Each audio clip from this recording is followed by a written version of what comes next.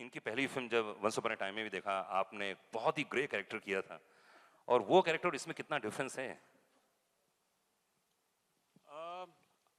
I think जो पहला discussion मिलन और मेरा हुआ था स्क्रिप्ट पे, आई थिंक मिलन बहुत क्लियर था कि जो फिल्म हम बना रहे जी। हैं, ऑब्वियसली क्योंकि हम तीनों साथ में फिर से आ रहे हैं 7 साल के बाद, तो एक एक्सपेक्टेशन होगा।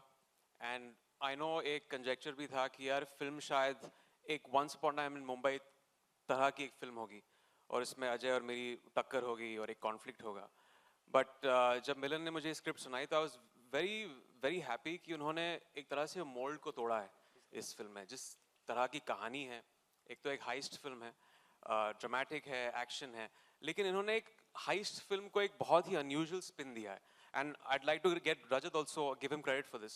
जिस तरह उन्होंने conceptualize I think we किया है, should तो call him on stage. yeah, you should call him on We should stage. definitely Rajat? have Rajat, yeah. Is Rajat around? A lot of story related questions. Where is he? I think he was in the audience somewhere. Oh, he's here.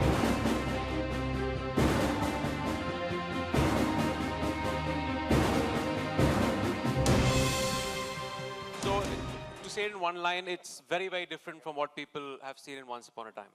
It's a very different equation, it's a very different kind of film. बिल्कुल।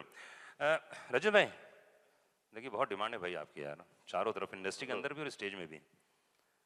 ये one liner कब सोचते हो आप, मतलब रात को कब सोचते हो आप ये? इडली रम और रसम के बाद। भाई मॉनिटर दीजिए प्लीज। नहीं पर ये वन लाइनर का सिलसिला जब से शुरू हुआ हमारे हिंदी फिल्म इंडस्ट्री में, तो सिर्फ एक ही नाम आता है आपका। तो आपका फेवरेट वन लाइनर कौन सा है? आपका फेवरेट कि यार आपकी फिल्म का कोई दुआ में याद रखना। दुआ में याद रखना। दुआ में याद रखना, क्या बात है। Actually, मेरा भी वही है। आपका भी वही है। और रजत सर एक और बताइए, एक और कोई से डायलॉग जो आपको बहुत दिल के करीब हो। बहुत हैं, मतलब वो इश्क की क्या जो सलामत छोड़ दे, बादशाह का। इलियाना, मतलब आप तो जहां टच करती हैं वो फिल्म हिट हो जाती है।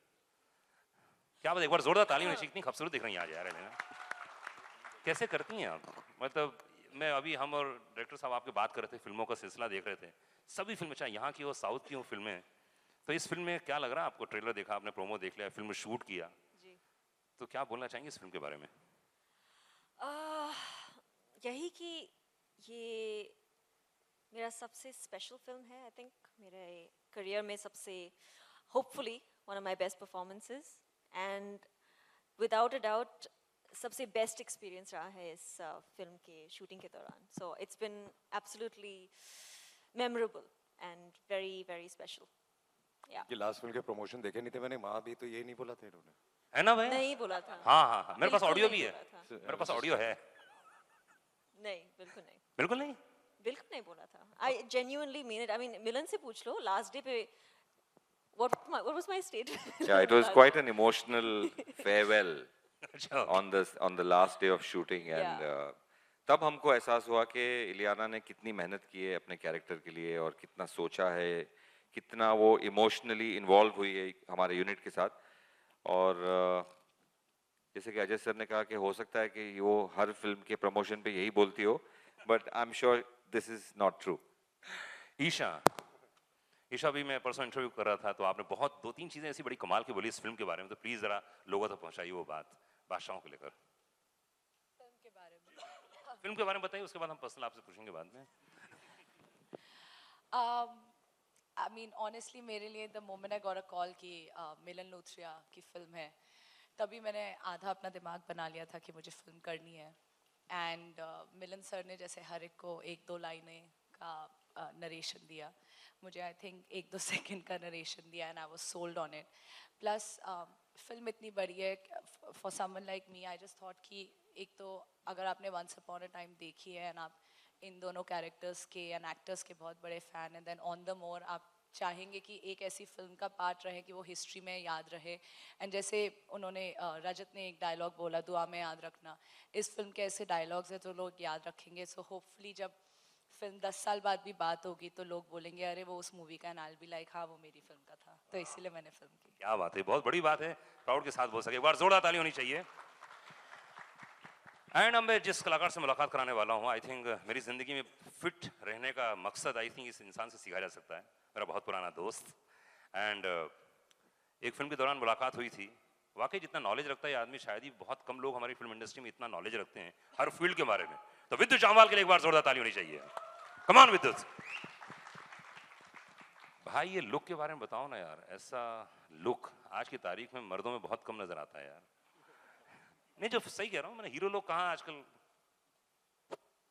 यार कमांडो के बाद मैं जब मिलन सर से मिलने गया तो सबसे पहले इन्होंने मुझे जो बात बोली थी, विद्युत बाल काटने पड़ेंगे, अब तुम्हें एक असल का आर्मी ऑफिसर लगना है। मैंने सुन लिया और बाल कटवा लिए, मूछें भी लगा ली, फिर मुझे भी लानी पड़ेगी, क्लीन शेप भी कर ली, फिर ओह कपड़े भी अलग कर दिए, फिर सब कुछ कर दिया। डायरेक्टर के लिए मतलब कुछ भी कुछ भी।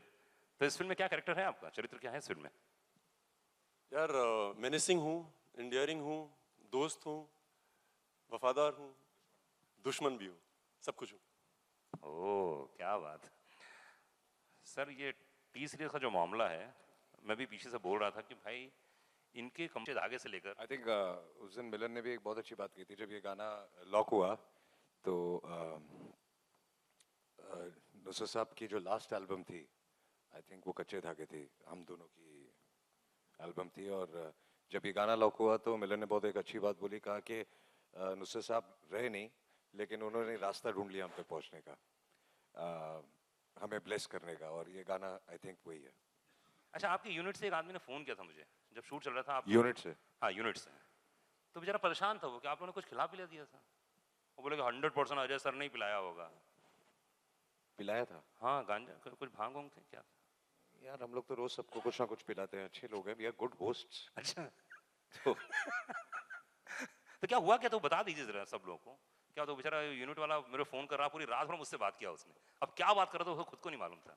तो क्या भांग पिला दी थी, क्या हुआ क्या था?